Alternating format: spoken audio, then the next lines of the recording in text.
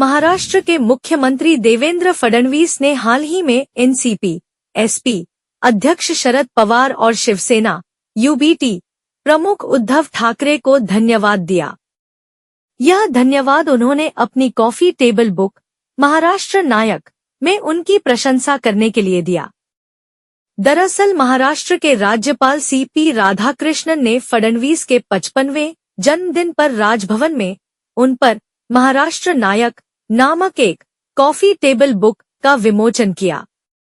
इस घटनाक्रम के बीच फडणवीस के ठाकरे को सत्ता पक्ष में आने के प्रस्ताव और उसके बाद हुई मुलाकात ने राजनीतिक गलियारों में पुनर्मिलन की अटकलों को तेज कर दिया है।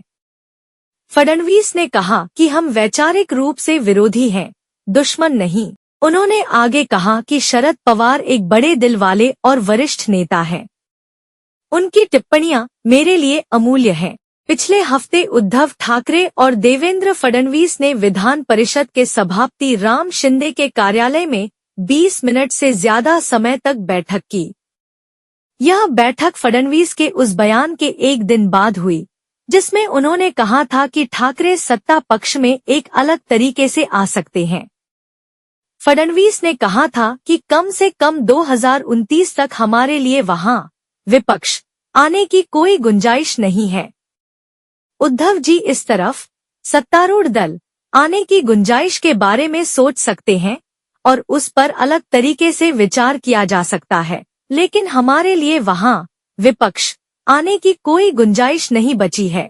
बीजेपी शिवसेना में क्यों आई थी दरार? दरअसल 2014 में सीट बंटवारे को लेकर मतभेद पैदा होने तक बीजेपी और शिवसेना ने 25 सालों से अधिक समय तक एक स्थिर गठबंधन की सरकार चलाई।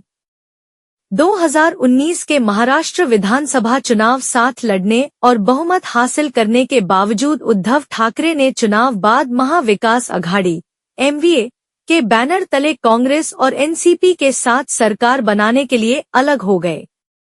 इस कदम को बीजेपी की ओर से विश्वासघात के रूप में देखा गया। 2022 में कैसे हुआ तख्तापलट? हालांकि 2022 में फडणवीस ने एक नाटकीय राजनीतिक तख्तापलट की योजना बनाने में केंद्रीय भूमिका निभाई। शिवसेना को विभाजित करने वाले एकनाथ शिंदे के समर्थन से एमवीए सरकार गिर गई और बीजेपी शिंदे के नेतृत्व वाले शिवसेना गुट के साथ गठबंधन करके सत्ता में लौट आई।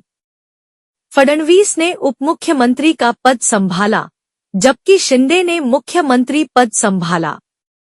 हालांकि इस गठबंधन को 2024 के चुनावों में व्यापक जनादेश मिला, लेकिन तख्तापलट के बाद से मुख्यमंत्री रहे शिंदे फडणवीस को शीर्ष पद सौंपने में हिचकिचाते दिखाई दिए।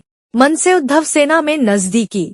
इसके अलावा उद्धव ठाकरे की शिवसेना, यूबीटी और राज ठाकरे की महाराष्ट्र नवनिर्माण सेना (एमएनएस) के बीच संभावित गठबंधन की अटकलें तब से तेज हो गई हैं, जब दोनों नेता 5 जुलाई को एक साथ दिखाई दिए, जो कि 20 सालों में उनकी पहली संयुक्त उपस्थिति थी।